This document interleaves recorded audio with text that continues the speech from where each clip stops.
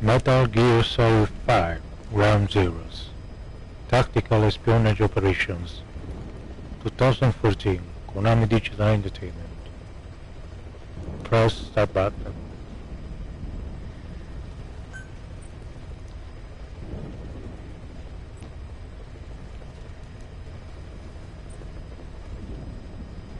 Connecting to the server.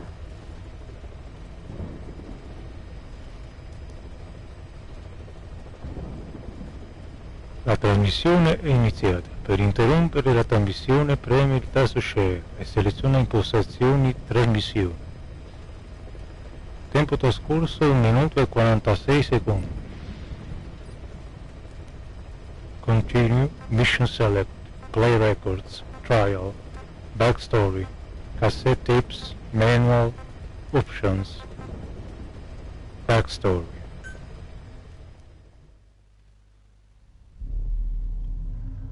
For us, there is no victory, Snake. There lived a man who was a legend among mercenaries, a man who put together a formidable unit of soldiers of fortune long before the advent of private military companies, that dared to call himself a nation. A man who, with his nation at his back, made an enemy of modern capitalist society and the world. This is his history. We are not mercenaries. We are not a foreign legion. MSF stands a business, a new kind of business. Miller. Known by code names such as Snake and later Big Boss, he proved himself as an agent of US Special Forces Unit Fox. But a certain incident spurred him to part ways with the military, and he is said to have aimed towards war zones as a gun for hire. In 1974, Snake and his partner, Kaswira Miller, were running a small mercenary outfit in Colombia when they were visited by a man claiming to be a professor from Costa Rica's University for Peace. Costa Rica, a country with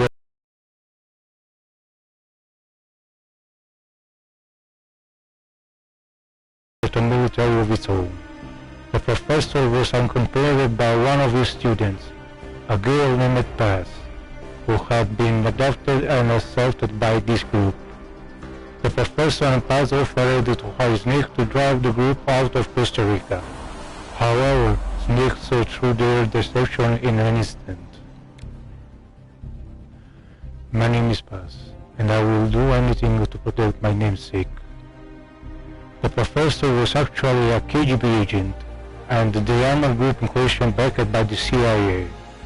The Cold War was no stranger to such overseas clandestine operation between US and Soviet agents, but the CIA's motives were a mystery. Paz had escaped from one of the CIA's group facilities with a cassette tape, and it was the voice of the woman known as the Mother of Special Forces, the Boss. With a popular song from 1973 playing in the background, it was reasonable to conclude that the recording was made recently. Snake was stunned. The boss was supposed to be dead. What was she doing in Costa Rica? I'll do it for the girl, for Paz. The boss was Snake's mentor, and the only woman he ever loved. But 10 years prior, Snake was forced to take the boss's life as a part of a mission. A bitter memory that still haunted him. Despite realizing that she simply could not have survived, Snake was unable to turn the professor down. Telling himself he was intervening as a deterrent for a defenseless country, as well as to honor the virtue of Paz's name, peace, Snake departed for Costa Rica. Once there, he ran into a unit of the Sandinistas National Liberation Front that had fled Nicaragua. After rising up against the pro-American Somoza regime, these rebels had become targets for the CIA group, who killed their commandante and left the unit in shambles. Everyone treats me like a child, I couldn't stand it anymore. Chico. Snake rescued the Sandinistas and invited them back to Mother Base, the new offshore base of operations provided to them by the KGB. The fallen commandante's children, Amanda and Chico, saw something on their hero Che Guevara in Snake, and agreed to idolize him, to trigger the rapid expansion of Snake's forces. However, he was still no closer to discovering what the CIA was really up to in Costa Rica. I believe in a piece to nuclear deterrence, Huey. Snake then encountered Huey, a wheelchair-bound scientist being forced to work for the CIA. Huey revealed the CIA's terrifying plot. They were developing a system by which, following the radio detection of an enemy nuclear launch, an AI would analyze all available data and automatically execute a retaliatory nuclear strike at appropriate targets. After deciding to increase the power of nuclear deterrence, Coldman, the CIA's Central America station chief, planned to actually launch a nuke to demonstrate the effectiveness of automated retaliation. This demonstration was only 5 days away. Snake rushed to the development lab to stop their AI from being completed. You left everything behind. Your country, your identity, your past, and ideals, but there's still one thing you have to let go of. Merlin.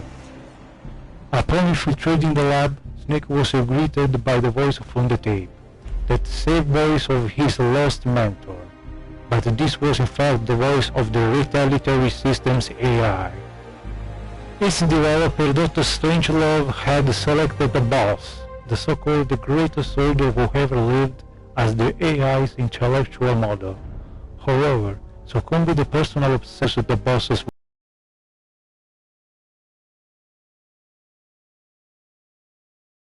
voice, she was on the verge to bringing her psyche back to life in an AI form, driven by a bizarre kind of love.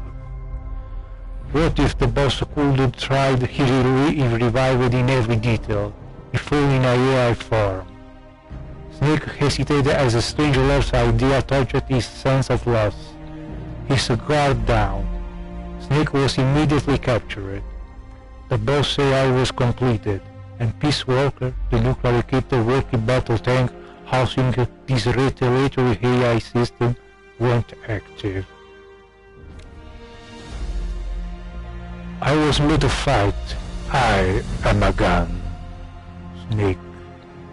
Snake fought in vain as Peace Walker prepared to fight the nuke, but in the face of catastrophe, it was ultimately a machine that saved mankind from nuclear annihilation.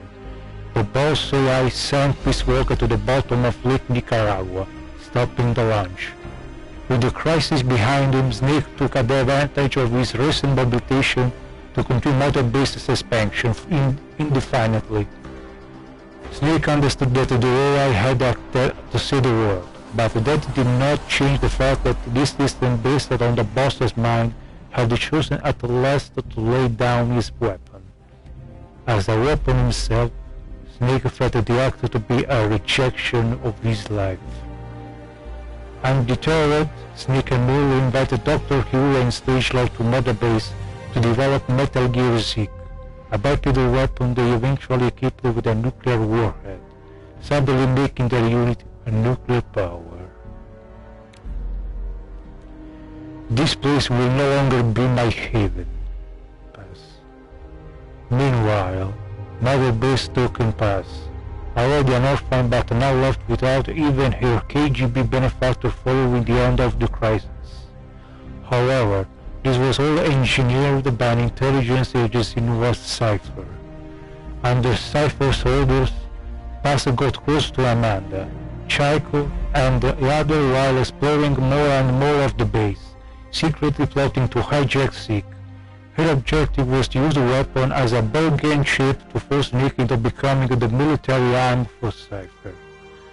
Pakistan failed when Snake defeated Zeke, and she was thrown beneath the waters of the Caribbean. It was only then that Snake learned that Chico had fallen in love with her. A diary she kept while on the base was discovered several years later. It revealed a young girl torn between severing Cypher and following her heart. This is Chico. Cypher is holding me on a US military base in Cuba. Perhaps due to past revealing the existence of Snake's nuke to Cypher, the International Atomic Energy Agency contacted Mother Base to request that it agree to a nuclear inspection. If word go out that the Snake's unit had a nuclear weapon, it would face a severe criticism from around the world. But Huey, acting on its own, informed the EIA that the Mother Base would allow the inspection. His reasoning was that as long as they kept Zeke as its nuke hidden from the inspectors, they could demonstrate to the international community that they were not a threat. The option to call off the inspection having expired, Snake and his men were recruitancy got preparations underway. Meanwhile, Amanda, deployed to Cuba to assist the Sandinistas, learned that Paz had survived. The timing could not have been worse. Suspecting her of turning her back on the organization, Cypher had captured Paz and was interrogating her at the US military base on the southern tip of Cuba. Chico learned of this and set out to save Paz by himself. It was not longer before a radio message from Chico reached Mother Base, saying he too had been captured. I know it hurts right now, but it will all be over soon. Paz. With an idea as to Cypher's true identity, Snake could not allow what Chico and Paz knew to fall into their hands. Furthermore, if he could rescue Paz, he might be able to get information from her that would help him fight back against Cypher. On the eve of the nuclear inspection, Snake made the decision to leave for Cuba.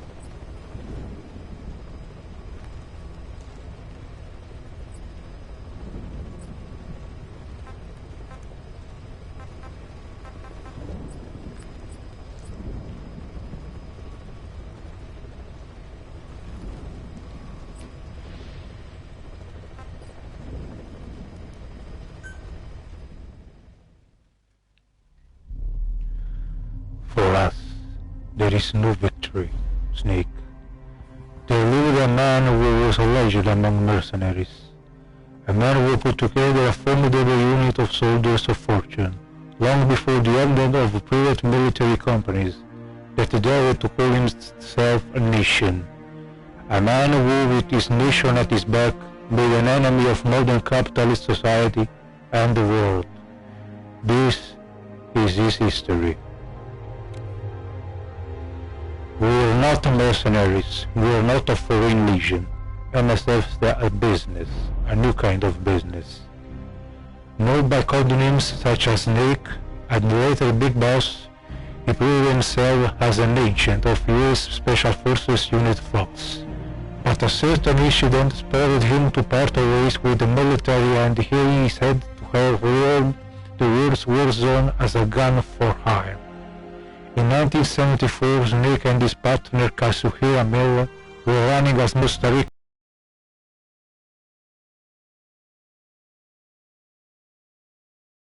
Rica's University for Peace. According to this professor, there had been several incidents involving a mysterious armed group in Costa Rica, a country without a military of its own. The professor was accompanied by one of his students, a girl named Paz, who had been abducted and assaulted by this group. The professor and Paz offered to hire Snake to drive the group out of Costa Rica. However, Snake saw through their deception in an instant. My name is Paz, and I will do anything to protect my namesake. The professor was actually a KGB agent, and the armed group in question backed by the CIA. The Cold War was no stranger for such overseas clandestine operation between US and the Soviet agents, but the CIA's motive were a mystery.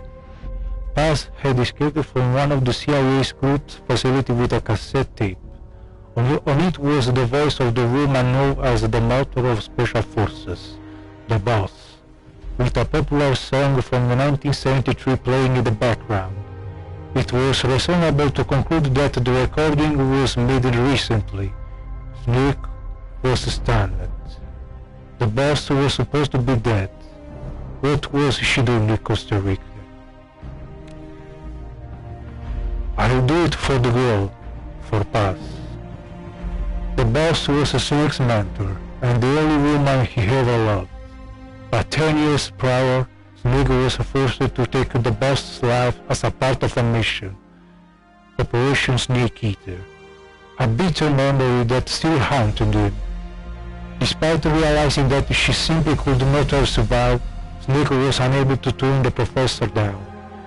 Telling himself he was intervening as a deterrent for a defenseless country, as well as to honor the virtue of Paz's name, Peace, Snake departed for Costa Rica. Once there, he ran into a unit of the Sandinista National Liberation Front that had fled Nicaragua. After rising up against the pro-American Somoza regime, these rebels had become target for the CIA group, who killed their commandante and left the unit in shambles. Everyone treated me like a child. I couldn't stand it anymore. Chico. Snake rescued the Sandinistas and invited them back to Norte Base, the new offshore base of operation provided to them by the KGB. The fallen commandante's children, Amanda and Chico, saw something on their hero Che Guevara in Snake, and agreed to idolize him. This triggered a rapid expansion of Snake's forces. However, he was still not close to discover what the CIA was really up to in Costa Rica. I believe in peace through nuclear deterrence. Huey Hemerick. Snake then encountered Huey, a wheelchair-bound scientist being forced to work for the CIA, Hotacon father. Huey revealed the CIA terrifying plot. They were developing a system by which, following with radar detection of an enemy nuclear launch, an AI would analyze all available data and automatically execute a retaliatory nuclear strike at appropriate targets. A tool designed to increase the power of nuclear deterrence, Coldman, the CIA's chosen American station chief, planned to actually launch a nuclear to demonstrate the effectiveness of automated retaliation. This demonstration was only 5 days away. Snake rushed to the development lab to stop the AI from being completed. You left everything behind, your country, your identity, your past and ideals, but there's still no one thing you haven't let go of, mirror. Upon infiltrating the lab, Snake was greeted by the voice from the tape, that same voice of his lost mentor, but this was in fact the voice of the retaliatory system's AI. Its developer Dr. Strangelove had selected the boss, the so-called greatest soldier who ever lived, as the AI's intellectual model. However, succumbing to personal obsession, Strangelove had deviated from the research's original purpose. Not only had she reproduced the boss's voice, she was on the verge of bringing her psyche back to life in an AI form, driven by a bizarre kind of love. What if the boss could truly be revived in every detail, if only in AI form? Snake hesitated as Strangelove's idea touched his sense of loss. His guard down, Snake was immediately captured. The boss AI was completed, and the Peace Walker, the nuclear-equipped rocky battle tank housing this retaliatory AI system, went active. I was made to fight. I am a gun. Snake. Snake, fighting very nice Peace Walker, prepared for fire the nuke. But in the face of catastrophe, it was ultimately a machine that saved mankind from nuclear annihilation. The boss AI sent Peace Walker to the bottom of Lake Nicaragua, stopping the launch. With the crisis behind him, Snake took advantage of this recent mobilization to continue motor-based expansion indefinitely. Snake understood that the AI had acted to save the world, but that did not change the fact that this system, based on the boss's mind, had chosen at last to lay down its weapon. As a weapon himself, Snake felt the act to be a rejection of his life. Undeterred, Snake and Miller invited Dr. Hugh and staged automated base to develop Metal Gear Zeke, a bipedal weapon they eventually equipped with a nuclear warhead, suddenly making their unit a nuclear power. This place will no longer be my haven, Paz. Meanwhile, Mother Base took in Paz, already an orphan but now left without even her KGB benefactor following the end of the crisis. However, this was all engineered by an intelligence agency known as Cypher. Under Cypher's orders, Paz got close to Amanda, Chico and the other while exploring more and more of the base, secretly plotting to hijack Zeke. Her object was to use the weapon as a building chip to force Snake in the defeated Zeke.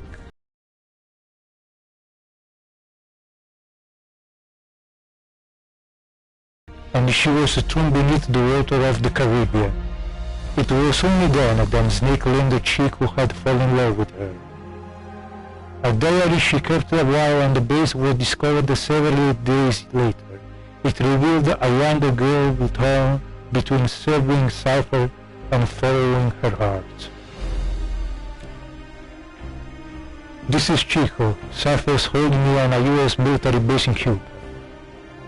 Perhaps due to past revealing the existence of Snake's nuclear Cypher, the International Atomic Agency contacted Mother Base to request that it agree to a nuclear inspection. If word go out that the Snake's unit had a nuclear weapon, it would face a severe criticism from around the world. But Huey, acting of its own, informed the EIA that Mother Base would allow the inspection. His reasoning was that as long as they kept Zeke and his nuke hidden from the inspectors, they could demonstrate to the international community that they were not a threat. The opinion to call off the inspection having expired, Snake and his men reluctantly got preparations underway. Meanwhile, Amanda, deployed to Cuba to assist the Sandinistas, learned that Paz had survived. The timing could not have been worse. Suspecting the her of turning her back on the organization, Cypher had captured Paz and was interrogating her at US military base on the southern tip of Cuba. Chico learned of this and set out to save Paz by himself. It was not long before a radio message from Chico reached Mother Base, saying he too had been captured. I know it hurts right now, but it will all be over soon, Paz. With an idea as to Cypher's true identity, Snake could not allow what Chico and Paz knew to fall into their hands. Furthermore, if he could rescue Paz, he might be able to get information from her that would help him fight back against Cypher. On the eve of the nuclear inspection, Snake made the decision to leave for Cuba.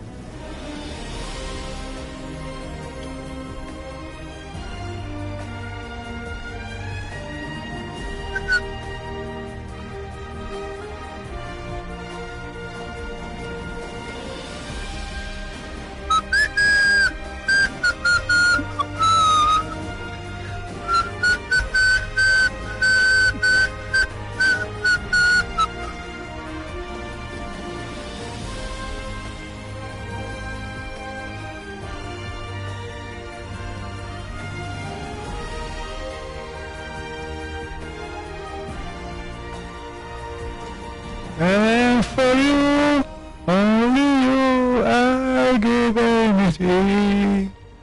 Leaving a trace of what I to find a way for an next divide.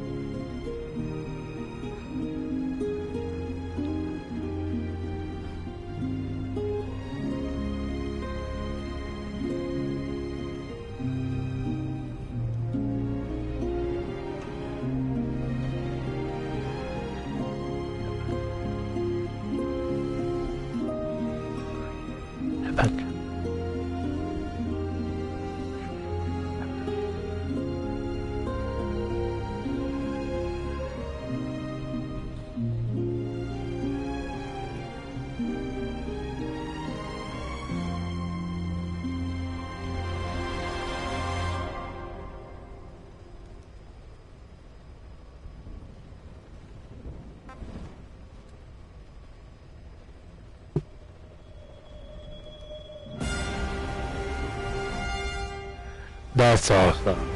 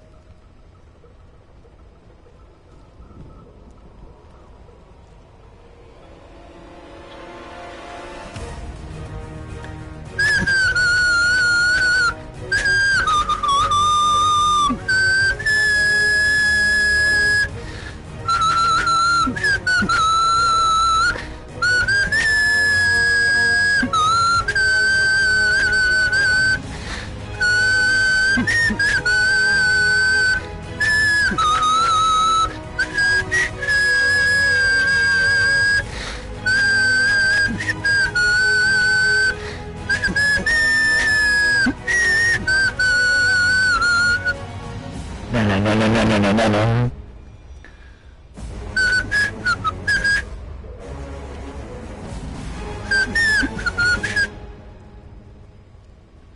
Badass Steve. Real impressive. Donald Bryan entry music from WWE. Also in Apocalypse Now. Kakashima. What a movie geek.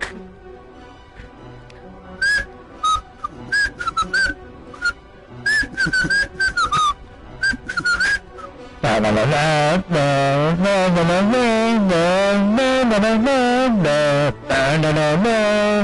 na na na na.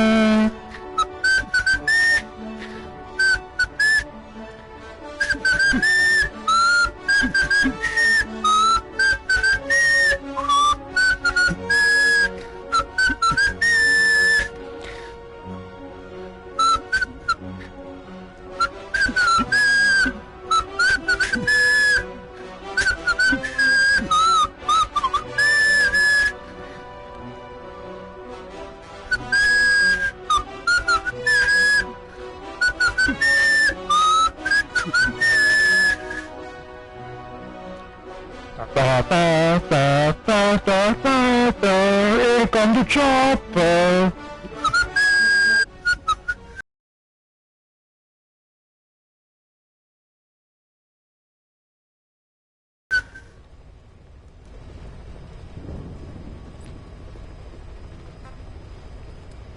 This is from the owners.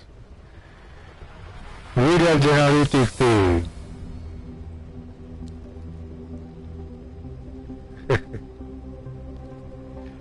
I remember this game when I played it was nearly more than 10 years ago, 2002. I already saw. I can't wait for the Zone the End story.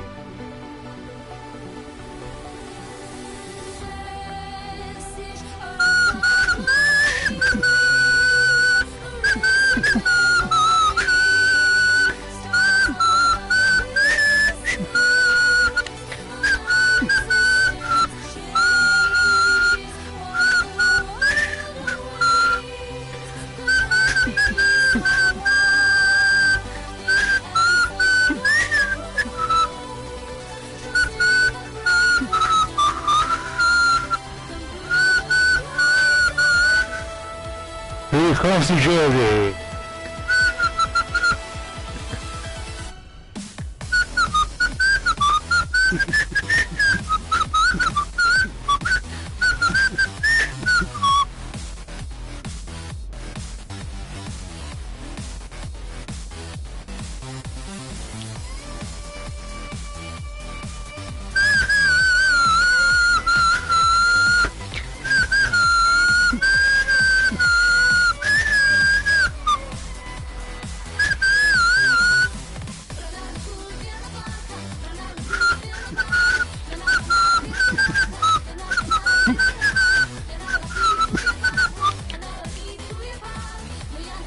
Don't know.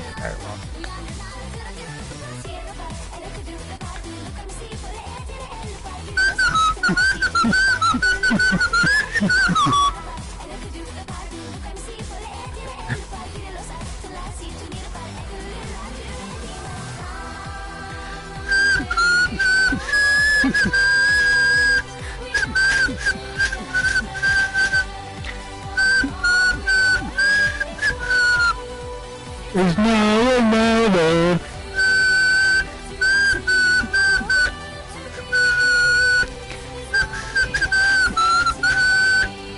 Repeat the same mistake.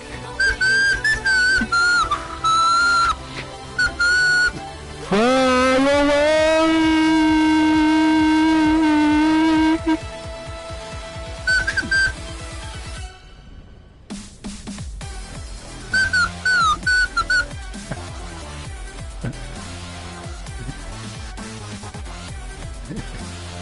Metatron.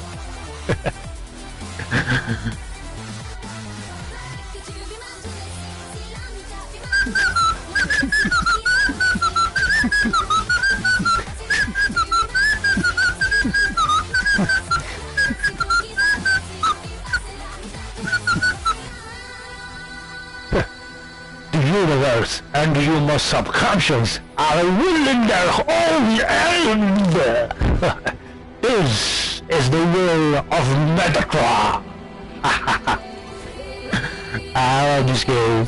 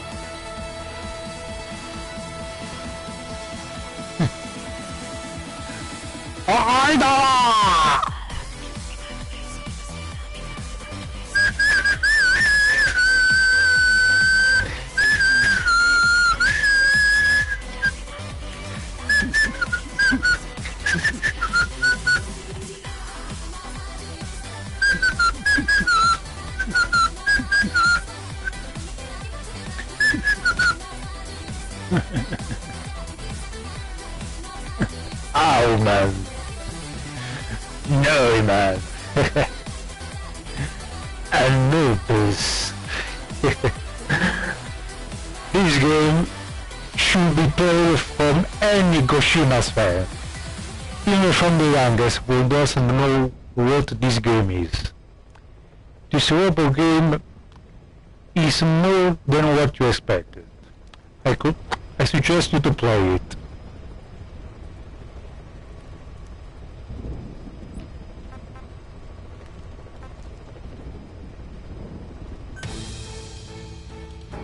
A classic.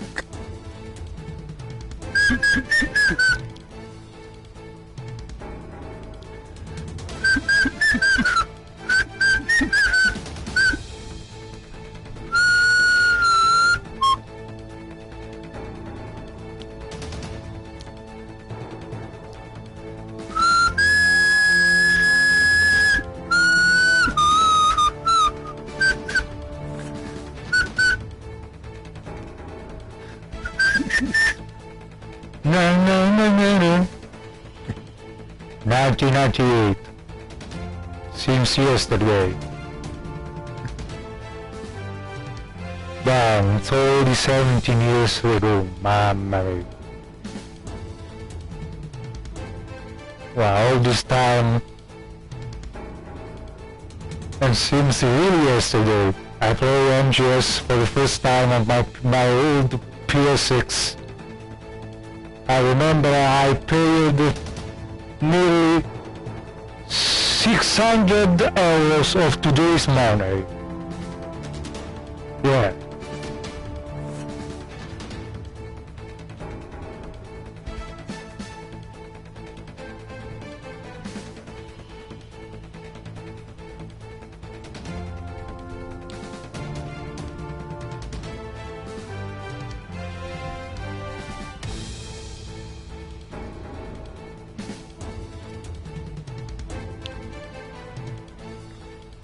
Resurgence, Metal Gear Solid, from the Deja Vu mission. The begin of everything. Team of Tara. 1987. MSX. The begin of a legacy. The legend. The start of Hideo Kojima's career as a game designer. Besides the Penguin Adventure assistant game designer of the year before, 1986.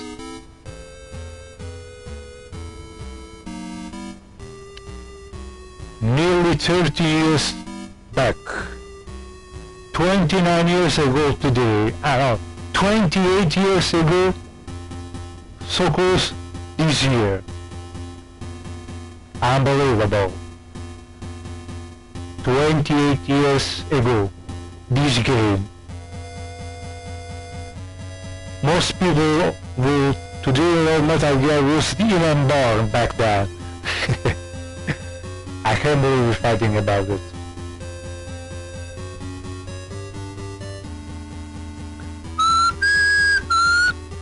I remember the first time I played this game, it was with 1993 to my uncle's house. I remember he got an old MS6 from the Philips. He used to play on this game and taught me the meaning of the Japanese language. It was him who started me into the Japanese game design Hideo Kojima. I really miss him. God bless his soul, wherever he is. Ciao, zii vicini.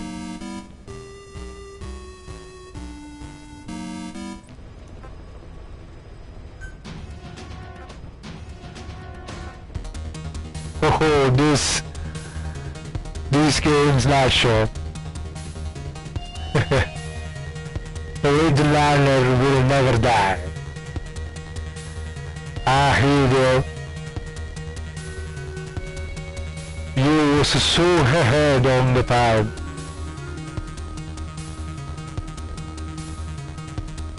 Can't believe a Snatcher remake on the PS4. Snatcher on the PS4. Oh my god. Complete remake of the PS4 using the Fox engine. Dear god.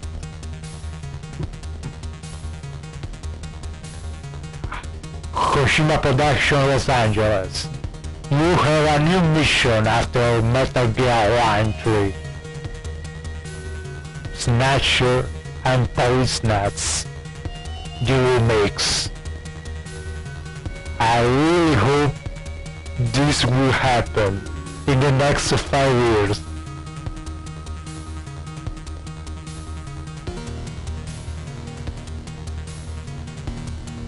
Okay.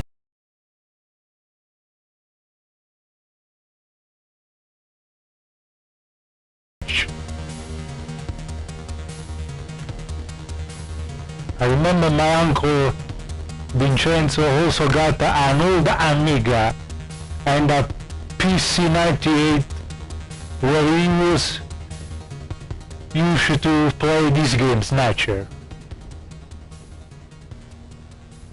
I never understand this game until my uncle taught me the meaning of the Japanese words on the screen. I was, I don't remember, maybe 10-year-old, 11-year-old, and my uncle said, you see, this man behind this game one day will be one of the most important video game maker on the planet. Remember his name, he came from Japan. He's called Hideo Kojima. Only 5 years later, on the PlayStation 1, I opened a video game magazine and read a preview of Metal Gear Solid. And this name reminded me something.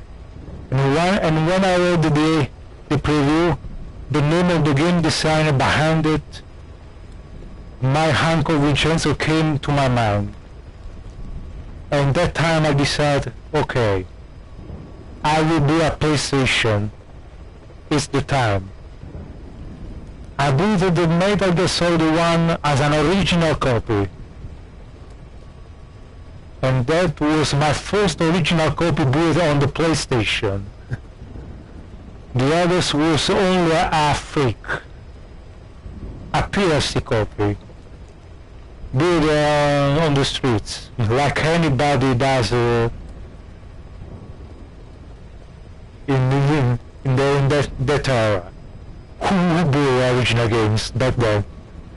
Very few people in my city. But for Metal Gear Solid from the PlayStation, I knew I need the original copy, because this man deserved it. The game was completely localized in my language, Italian. back at the time I didn't understand properly English, but for me a video game completely localized in Italian with not only subtitles but also the voice acting was a shock, a complete shock. It was one of the most shocking video game moments I was ever imagined to live. And that game basically changed my life. Like I'm sure the life of so many people around the world who play this game design, the team Yoshi Shinkawa, Katsuki Muraoka, Yushi Koregado, Hideki Sasaki, Tomokazu Fukujima, and Sotaro Tojima who actually not worked to the Hero Studios after the competition of Metal Gear Solid 3 Snake Eater.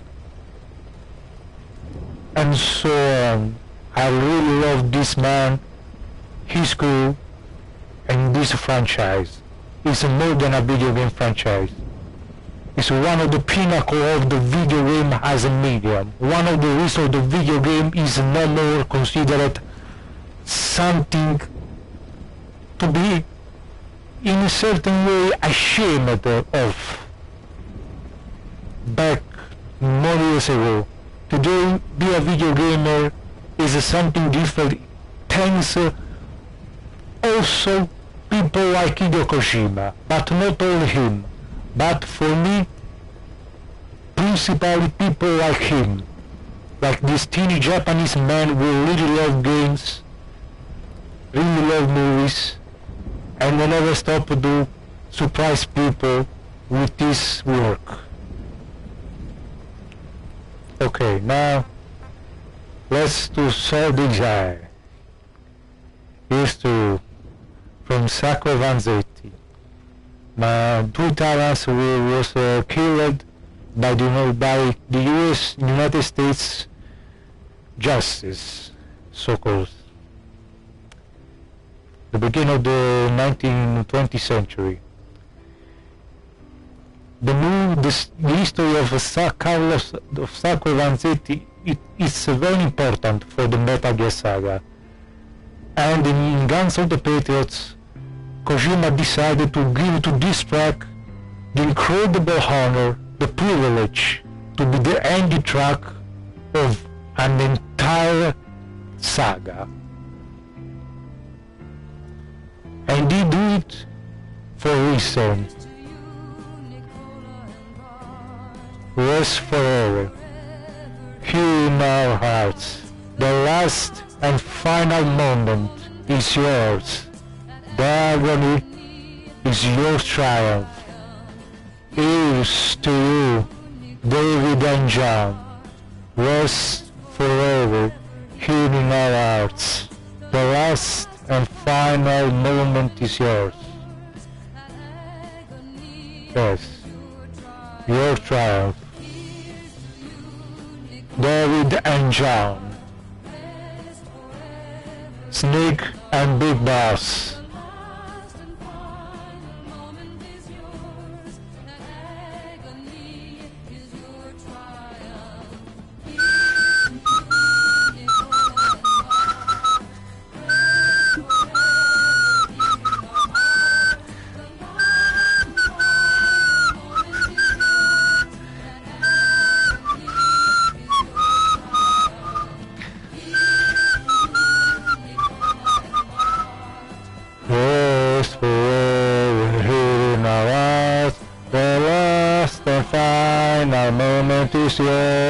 That agony is your trial. Here's to you, David and John. Rest forever here in our house. The last and final moment is yours. That agony is your trial. Here's to you, Nicola and Bart. Rest forever here in my heart. The last and final moment is yours. agony is your power.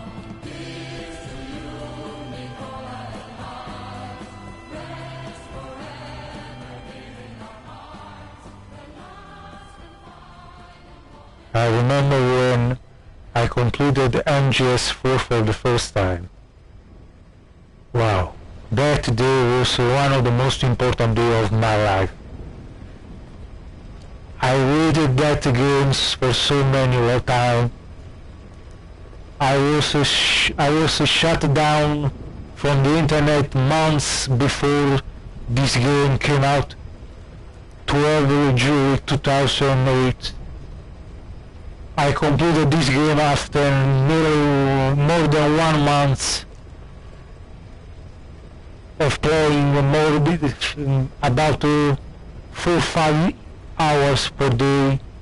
I completed in, I don't remember, November of that year. I don't remember the moment precisely after the last screen appeared of the code names. I got a vacuum in my mind. The emotion was so strong, so complex, so incredibly deep into my soul, and speaking is really difficult. Summarize something so incredibly strong. And imagining a video game was able to give me that, an incredible video game saga started in 87, and in 2008, 20 years later, it was an incredible conclusion of the Snake era of the Metal Gear Solid saga. After that, Kojima took a big decision.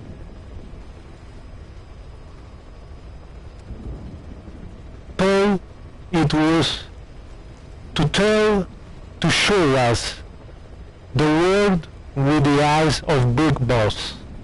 Snake Eater was in the beginning, was in this precise direction Kojima was, in my opinion, was aiming to go after Guns of the Patriots. And after MGS4, when Peace Walk, the first traces of Peace Walker came out for the PlayStation Portable, I was completely sure this game would be absolutely a great game besides the power of the console, because when Kojima is on it, when you see a Hideo Kojima game on the box printed below, you can't have doubt about the greatness of what you have to play, what you have to experience. And this is an absolute insurance of the future of the Metal Gear Solid franchise. I don't know the future what happened. Kojima said he was working on the Metal Gear, and that Metal Gear will be the last of his career. Always. He said in 2001, 2002, when Sons of Leader came out. He said this in 2004 after Snake Eater.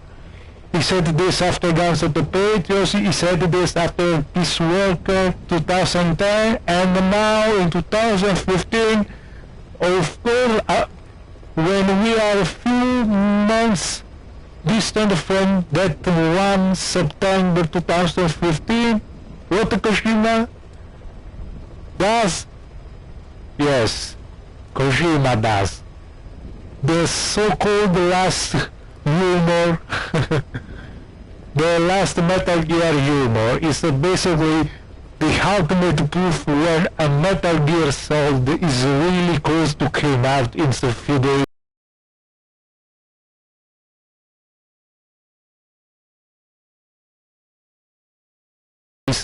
I read on the paper, I see on the internet, social networks, it's only an alarm. it's a flashlight, just like an ambulance. It's telling you the game is about to be on the store, the game is about to be on the store, the game's coming out, it's coming out. Go to pre-order the collector's edition. Go to pre-order the collector's edition. That is the new this rumor. This is so-called backlash. Kojima is abandoning Metal Gear. Come on, I'm 31 years old. This man, I followed this man from a so long period of time. I guess most people wasn't even born when I started playing this game, this incredible saga in 1993. Trust me, if this game is coming to the stores, it's the reason behind this Kojima's is last Metal Gear. This Konami statement, Donna Burke tweet, it's only part of the show. Kojima is the greatest producer. It's not only one of the greatest game designers, Japanese game designers, greatest game designers of all the world, but Kojima, people forget this particular aspect. Kojima is also a great, really smart producers. And the social network era we're living today, it's only a giant ocean when Kojima can swim free. And I told this because back in 2001, when Sons of Liberty was coming out, there's no, basically there's the internet yesterday. There's no social network, Twitter, Facebook, YouTube. This network doesn't exist yet. And the Kojima, what it does, Kojima used the people, the video game magazine, video game magazines. People around the world they never bought a video game magazine in their life. But back then, video game magazine was nearly the unique option to get information about the video game world for people who doesn't have internet. And Kojima, he was capable to basically control the entire video game entertainment industry. Remember Ivan? Yes. He completely fucked us up all.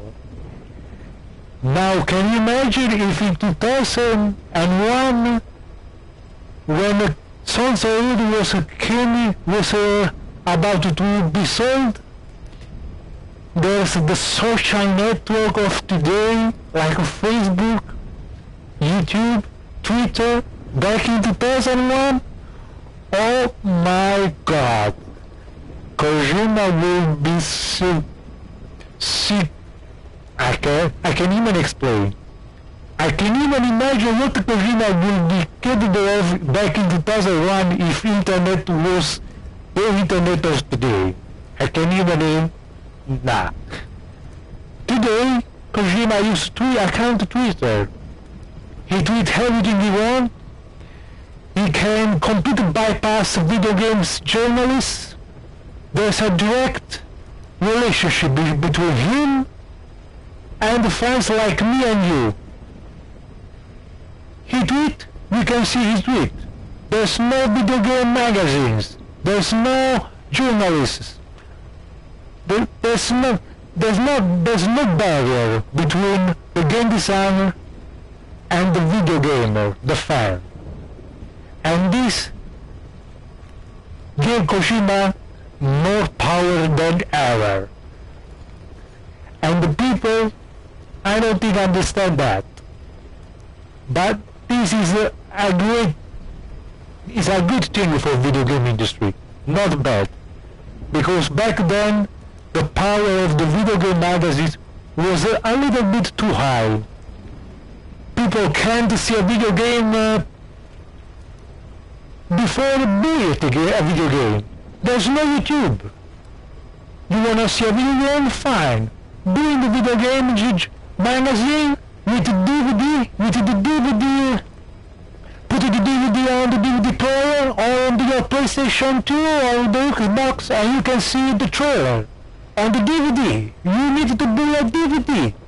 There's no YouTube, no share, there's nothing.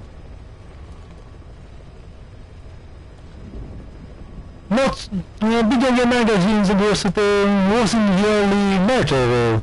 The only media to get information about the video games, of course. But at the time, if you don't do video game magazine, you are a journalist. So that's that. You want to see a game?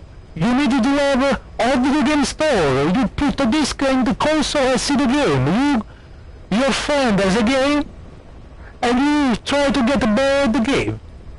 There's no possibility to avoid a shitty video game. You know what I mean? And that's that.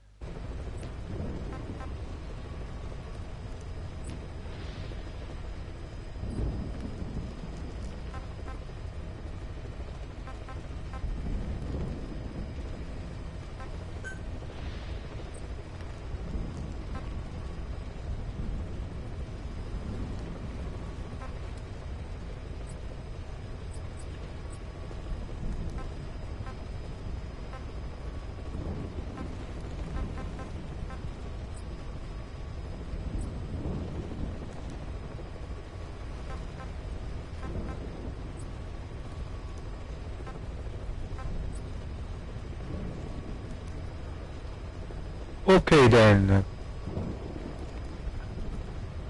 I have nothing more to say. I just try to see if this headset I'm using, the ASTRO A40 headset with MixAmp, is working. Cause the microphone has a problem. I tried to resolve using a strategy, a wire to prevent an interference of the voice coming out from the MixAmp, and seems it's working. I hope you enjoyed this, I don't know, this solo talk between me and you two listeners. I hope the microphone works, and I am not wasted 1 hour or 7 minutes talking with no one. Thanks for watching. See ya.